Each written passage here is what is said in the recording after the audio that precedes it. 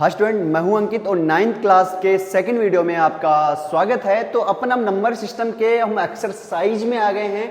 तो अभी जितना मैंने समझाया आपको रेशनल और इरेशनल नंबर, जो परिमेय और अपरिमेय संख्याएं थी, जिनके शांत और अशांत डेसिमल एक्सपेंशन दशमलव विस्तार को हमने पढ़ा था। जस्ट उसके बाद में हम देखते हैं एक्सरसाइज 1.1 की एक्सरसाइज 1.1 में क्या है, पहले अभ्यास में कौन कौन से क्वेश्चन है। तो हिंदी मीडियम वाले बच्चों के लिए भी मैं इनको हिंदी में बोल दूंगा। मैंने राइट इंग्लिश में किया है ताकि बोर्ड पे इतनी जगह नहीं है, यहाँ पे आ नहीं पाएंगे। इसलिए देखिए पहला क्वेश्चन क्या बोला है, 1.1 जो एक्सरसाइज है उसमें पहला क्वेश्चन क्या है। तो पहला क्वेश्चन देखिए पहले इंग्लिश मीडियम वाले बच्चे, if zero a rational number can you write it in the form p upon q where p and q are integers and q not equal to 0। बोला है क्या जीरो एक रेशनल नंबर है, क्या zero एक अपरिमेय संख्या है, एक परिमेय संख्या है। अगर है तो क्या उसको हम p अपॉन q के रूप में लिख सकते हैं। तो भाई बताइए जहां q जीरो नहीं होना चाहिए, ऐसा क्वेश्चन है कि क्या जीरो एक रेशनल नंबर। तो हमें पता है जीरो एक रेशनल नंबर है, मैंने आपको बताया था कि जीरो के नीचे हमेशा क्या होता है, जीरो के नीचे हमेशा 1 होता है। तो ये p अपॉन क्यू की फॉर्म में आ गए, p अपॉन क्यू के रूप में आ गए और q अपना जीरो भी नहीं हुआ। तो बस अगले ने यही पूछा इफ यदि जीरो एक रेशनल नंबर है तो क्या उसको p अपॉन क्यू के रूप में राइट कर सकते हैं। तो बस हमने राइट कर दिया है p अपॉन क्यू के रूप में, और p और q इंटीजर्स है तो इंटीजर आएंगे और q जीरो नहीं होना चाहिए। तो पहला क्वेश्चन बड़ा आसान था, कुछ भी नहीं था इसके अंदर, बस सिंपली इतना पूछा अगले ने कि क्या यदि अगर जीरो रेशनल नंबर है, परिमेय संख्या है, तो अपने को क्या करना है, इसको p अपॉन क्यू के रूप में लिखना है। तो बस हमने p अपॉन क्यू के रूप में लिख दिया 0/1, तो ये क्या बन गया, अपना रेशनल नंबर बन गया। दूसरे क्वेश्चन की बात करें, दूसरे और तीसरे, तो ये अपने ने 8th क्लास में ही पढ़े होंगे, 8th क्लास में पढ़े होंगे। तो देखिए क्या है, इन क्वेश्चनों को कैसे सोल्व करते हैं, थोड़ा ध्यान से देखिएगा। दूसरा क्वेश्चन क्या है अपना, इनकी वैसे मैं पीडीएफ फाइल भेज दूंगा आपको, लेकिन फिर भी पीडीएफ फाइल नहीं भी मिले तो आप यहां पे सिंपली इन क्वेश्चनों को राइट कर सकते हैं। ये रहे आपके क्वेश्चन। सेकंड क्वेश्चन की बात करें तो है find 6 rational number between 3 and 4। Hindi medium वाले बच्चों के लिए क्वेश्चन है, आप लिख लीजिएगा कि 3 और 4 के बीच में 6 परिमेय संख्याएं ज्ञात कीजिए। 3 और 4 के बीच 6 परिमेय संख्याएं ज्ञात करो। इंग्लिश मीडियम वालों के लिए हो गया find 6 rational number between 3 and 4।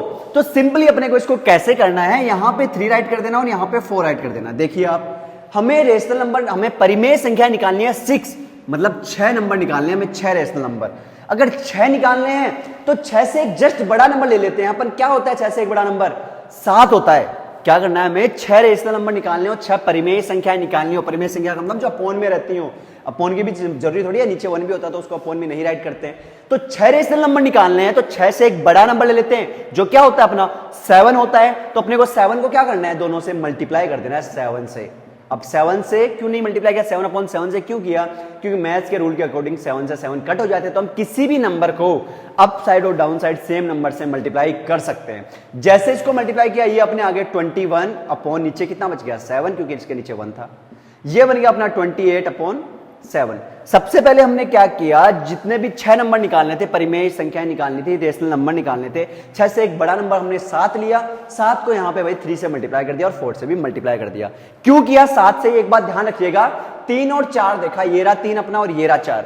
दोनों के नीचे देखा जो नंबर है नीचे वाला डिनोमिनेटर, जिसको हम हर बोलते हैं, हर सब में 1-1 था, मतलब जो डिनोमिनेटर था वो दोनों में 1-1 सेम था। जब भी सेम डिनोमिनेटर होता है तो जितने रेशनल नंबर निकालते हैं, जितने परिमेय संख्या निकालते हैं, उससे जस्ट एक बड़ा नंबर ले लेते हैं। तो परिमेय संख्या 6 निकालनी थी, 6 से एक बड़ा नंबर अपना होता है 7, तो 7 को सिंपली यहां पे मल्टीप्लाई कर देना है। जैसे ही मल्टीप्लाई किया, ये बन गया 21, नीचे 7 आ गया, ये बन गया 28 और नीचे 7 आ गया। अब इनके बीच के नंबर देखिए अपन, तो 21 के बाद में क्या आता है 22/7, 23/7, 24/7, 25/7 एंड 26/7, 1 2 3 4 5 और 27/7। ये अपने नंबर आ गए मिडिल के।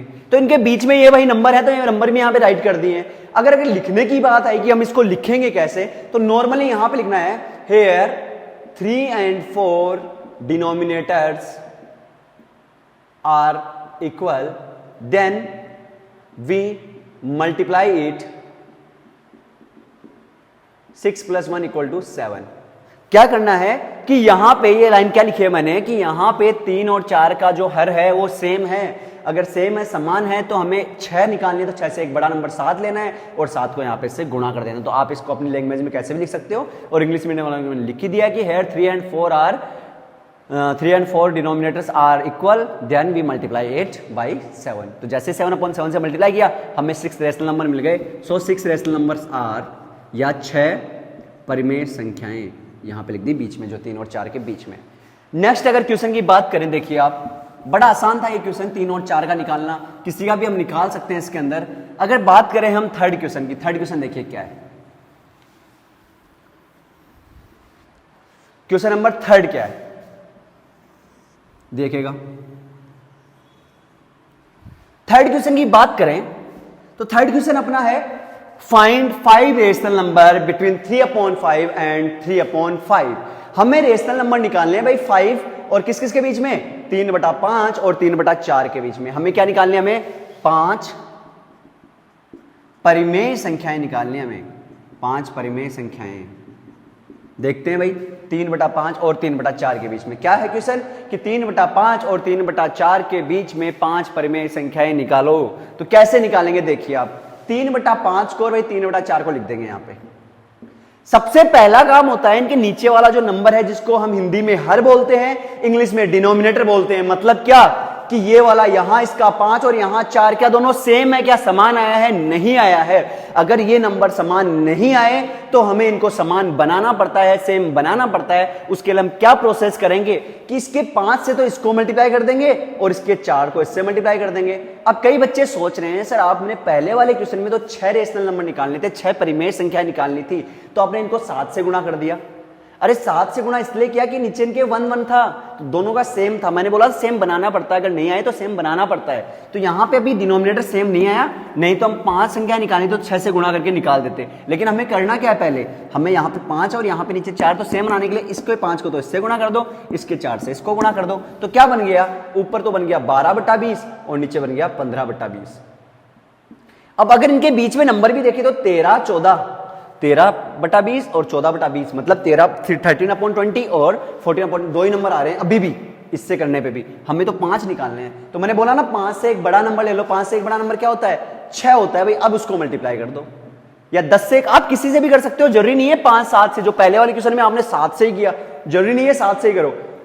आप इसको 10 से भी कर देते ना, जैसे मान लो 3 और 4 आया था, आप इनको 10 से भी गुणा कर देते ना ऐसे, तो ये बनता 30/10 और ये बनता 40/10। अब इसके बीच में भी आते हैं कितने नंबर, 31/10, 32/10, कुछ भी ले सकते हैं हम। 100 से गुणा कर दो, 1000 से कर दो, लाख से कर दो, बस 6 से छोटे से मत करना, बस आपसे ये रिक्वेस्ट है। तो बस ये क्या किया, 5 निकालने तो हमने 6 से गुणा कर दिया। अब आप समझो कि भाई 6 से तो सर हमें नहीं आता मल्टीप्लाई करना, आप 10 से कर दो इसको मल्टीप्लाई, कोई दिक्कत नहीं है, 10 से भी मल्टीप्लाई कर सकते हो। तो ये बन जाएगा 120/200 और ये बन जाएगा 150/200।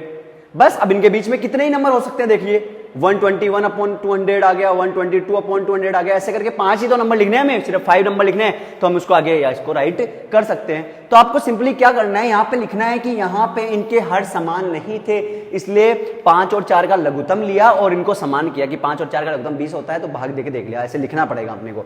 तो 5 से तो गुणा कर दिया इसके 4 को और इस 5 को गुणा कर दिया इस 5 से, ठीक है। तो आपको सिंपली बस ऐसे राइट करना है कि यहाँ पे क्या करना है, यहाँ पे इनके डिनोमिनेटर सेम नहीं थे, इसलिए हमने क्या किया, इनका डिनोमिनेटर सेम बनाया है। Denominator not equal, then we multiply 3/5 by 4/4 and 3/4 multiply by 5/4, और इस तरह इसको हमने सोल्व कर लिया। तो ये बात थी अपने थर्ड क्वेश्चन की। तो थर्ड क्वेश्चन तो कोई आपको दिक्कत नहीं होनी चाहिए, जो 1.1 एक्सरसाइज में है। अब बात करते हैं फोर्थ क्वेश्चन की। देखिए फोर्थ क्वेश्चन क्या है, इनको मैं इरेज कर रहा हूं। कल मैंने कुछ नंबर बताए थे, तो एक बार फिर थोड़ा सा बता देता हूं मैं आपको। एक नेचुरल नंबर बता देता हूं आपको मैं, जो होता है 0 1 2 3, सॉरी 0 नहीं आता है, ऐसे इन्फिनिटी तक जाते हैं, जिसको प्राकृत संख्या बोलते हैं। एक मैंने होल नंबर बताया था, जिसके अंदर क्या बताया था मैंने, जो 0 भी आता है जिसके अंदर और अनंत तक जाते हैं। एक मैंने इंटीजर्स बताए थे, जो माइनस से भी चालू हुए थे, -2 -1 0 1 2 3 और ऐसे अनंत तक जाए थे। और एक रेशनल नंबर की बात करें, रेशनल नंबर में क्या आता है, 0 भी आता है, जो भी आता है 1 2 3 सारे नंबर रहते हैं, और ये बट्टा वाले नंबर भी रहते हैं इसके अंदर, जो भी है -2/3, जो सारे रेशनल नंबर में रहते हैं, जो P/Q में रहते हैं, ये तो आपको पता है ही। अब ये 4 नंबर है, तो ये होल नंबर को तो बोलते हैं पूर्ण संख्या, इसको बोलते हैं पूर्णांक संख्याएं, और इनको बोलते हैं परिमेय संख्याएं। अब देखिए चौथा क्वेश्चन क्या है। चौथा क्वेश्चन नहीं लिखा क्योंकि बोर्ड पे आता नहीं।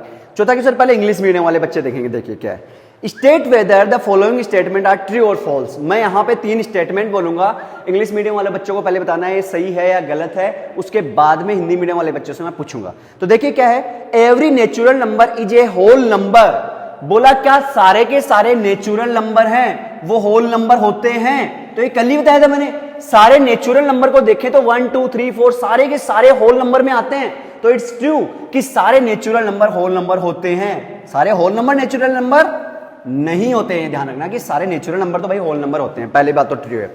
Every integer is a whole number. क्या सारे के सारे जो इंटीजर्स हैं ये वाले माइनस माइनस के, ये क्या होल नंबर है? नहीं है। माइनस का अगर मैं 2 ले लूं तो इसमें -2 है ही नहीं, तो भाई सारे इंटीजर होल नंबर नहीं होते, तो दूसरा भाई फॉल्स है। थर्ड है, every rational number is a whole number. क्या सारे रेशनल नंबर जो रेशनल नंबर है वो क्या होल नंबर होते हैं? रेशनल नंबर देखें तो क्या आता है, 3/5 ये भी आते हैं रेशनल। क्या सारे रेशनल नंबर, कोई भी एक रेशनल नंबर उठा लो होल नंबर में आता है? तो ये भी क्या बन गया अपना फॉल्स, कि अपने पहला तो ट्रू था, पहला क्या था कि सारे नेचुरल नंबर होल नंबर होते हैं, सही बात थी। दूसरी बात बोले इंटीजर क्या होल नंबर होते हैं, रॉन्ग, और रेशनल नंबर भी होल नंबर नहीं होते। अब हिंदी मीडियम वाले बच्चे देखिए क्या पूछा गया।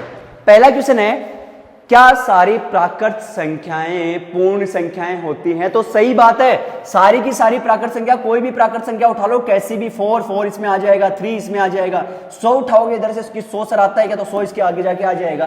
तो सारे नेचुरल नंबर, सॉरी सारे प्राकृत संख्याएं तो पूर्ण संख्याएं होती हैं। बट अब देखें, बोला सारे पूर्णांक जो संख्याएं हैं वो क्या पूर्ण संख्याएं होती हैं? नहीं होती हैं। -2 ले लिया मैंने, -2 इसमें आता ही नहीं है, तो सारी पूर्णांक संख्याएं पूर्ण संख्याएं नहीं होती हैं। तीसरी बात बोली, क्या सारी परिमेय संख्याएं पूर्ण संख्याएं होती हैं? तो सारी परिमेय संख्याएं ये रही, परिमेय संख्या हमने उठा ली 2/5, क्या 2/5 इसमें आता है? नहीं आता है, तो सारी परिमेय संख्याएं पूर्ण संख्याएं नहीं होती हैं। तो आपकी 1.1 मैंने यहाँ पे कंप्लीट करवा दी है।